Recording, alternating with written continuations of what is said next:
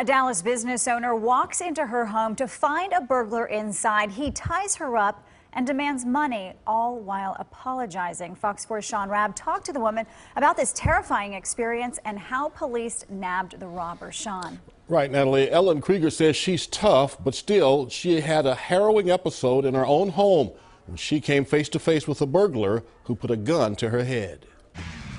I come in and I go, oh my God, because it's been ransacked.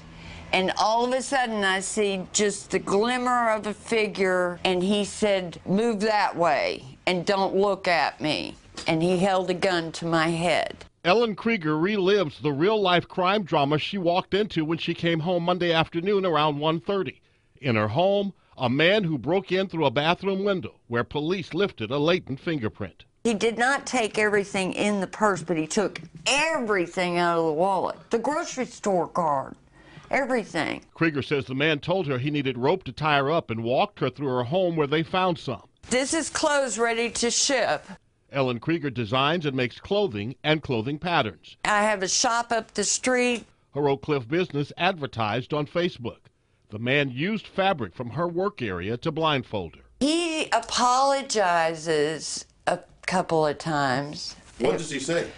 He said, I'm so sorry to have to do this. And I said, no, you're not. And he didn't answer. And you don't argue with somebody that has a gun. In addition to Krieger's ID and credit cards, her computer, iPad, and iPhone all taken.